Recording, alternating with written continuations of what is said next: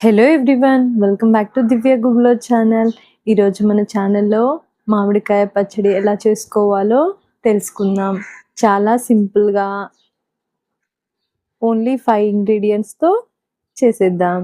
ముందుగా మనము తినే మామిడికాయలు కాకుండా పచ్చడి మామిడికాయలను సెలెక్ట్ చేసుకోవాలండి. తర్వాత ఫ్రెష్గా మిర్చి పట్టించుకోవాలి. ఆ మిర్చి ఇలా ఒలిచిన తర్వాత వాటిని ఆరేసుకోవాలి. ఆలోపు మనం బకెట్లో వేసినటువంటి ఈ మామిడికాయలను ఇలా తుడుచుకోవాలండి.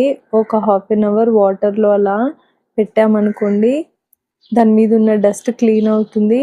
సో ఇలా మేము మా తోటలో కాసినటువంటి మామిడికాయలతో ఈరోజు మ్యాంగో పికిల్ ప్రిపేర్ చేసుకుంటున్నాము. ఎప్పుడైనా సరే ఫ్రెష్గా ఉన్న మామిడికాయలు మాత్రమే తీసుకోవాలి. అప్పుడే పచ్చడి చాలా రోజులు నిల్వ ఉంటుంది. మనకు మార్కెట్లో దొరికేవి కూడా మనం చూసి తీసుకోవాలి. ఇప్పుడు మనము తెంపిన మిర్చిని ఇలా ఎండలో ఎండబెట్టుకోవాలండి.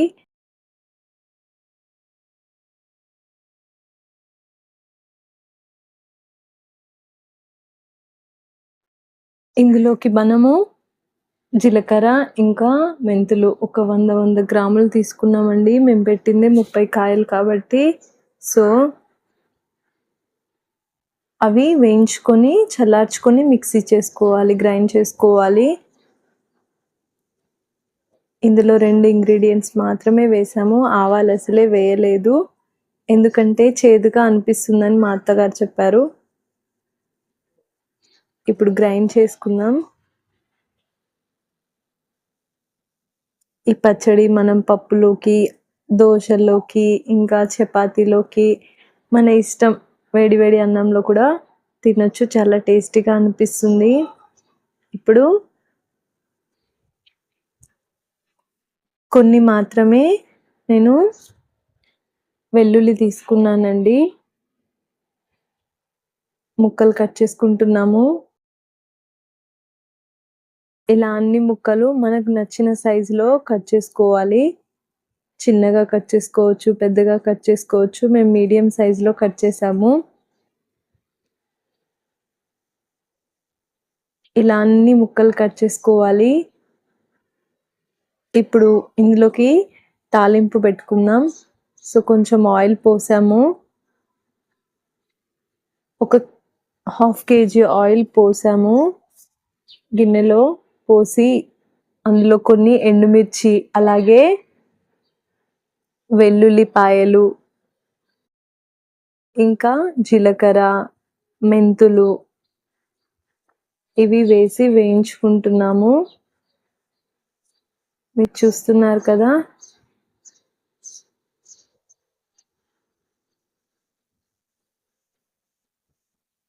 ఇలా ఎర్రగా వేపుకోవాలి.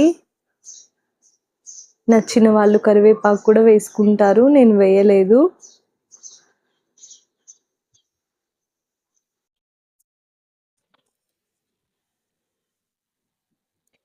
ఇది కనీసం ఒక 20 minutes వరకు పడుతుందండి.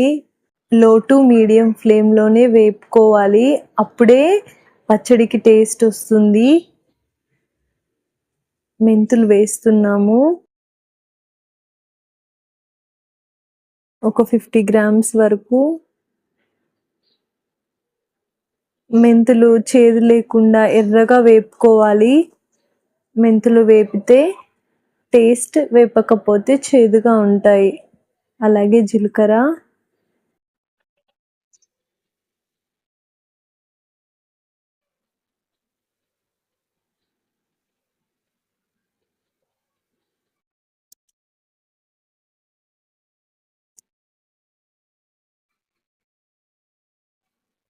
ఎర్రగా వేగాయి చూసారా, ఇలాగ వేపుకోవాలి. ఇప్పుడు బౌల్లో ఉన్న పచ్చడి ముక్కలు, ఉప్పు, మన టేస్ట్కి తగ్గట్టు ఉప్పు ఎక్కువగా వేస్తే పచ్చడి ఎక్కువ రోజులు నిల్వ ఉంటుంది అంటారు, కానీ మేము మాత్రం టేస్ట్కి తగినట్టే వేసాము. ఇలా ముక్కలకి ఫస్ట్ ఉప్పు పట్టించాలి.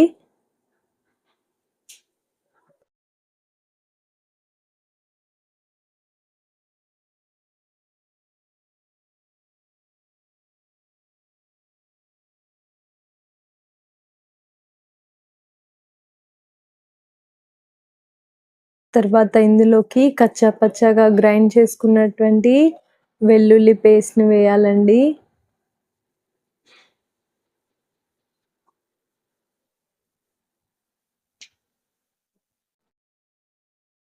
ఇలా ముక్కలకన్నీ పట్టించాలి.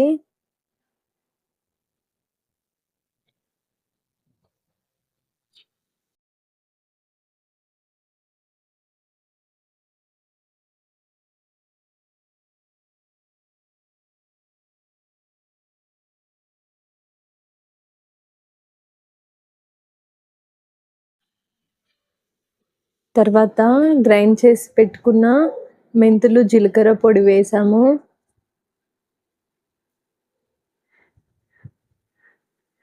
పట్టినంత పొడి మొత్తం వేయలేదు కానీ అందులో సగం వాడాను.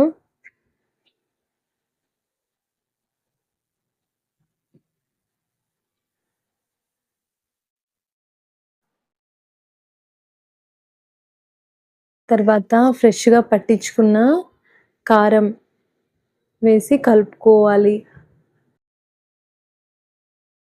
పచ్చడి పెట్టడం ఇంత సింపుల్ అని నాకు తెలీదు. ఫస్ట్ టైం నేను ప్రిపేర్ చేశాను. కారం చూసి వేసుకోవాలి. ఇప్పుడు ప్రిపేర్ చేసి పెట్టుకున్నటువంటి తాలింపు వేయాలండి.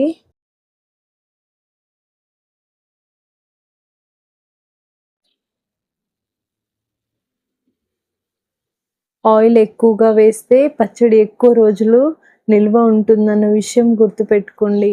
మీరు ఆయిల్ తక్కువగా వేస్తే మాత్రం పచ్చడి తొందరగా బూజు పట్టేస్తుంది. అలాగే కొంచెం పచ్చి నూనె, కొంచెం వేయించిన నూనె, కొంచెం పచ్చి నూనె వేసాము. ఈ విధంగా వేయడం వల్ల పచ్చడి చాలా టేస్ట్ వస్తుంది.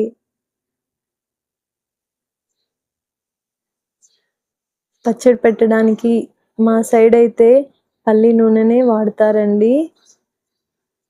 నేను ఇక్కడ విజయ వాళ్ళు ప్రిపేర్ చేసినటువంటి పల్లి నూనెని యూజ్ చేశాను.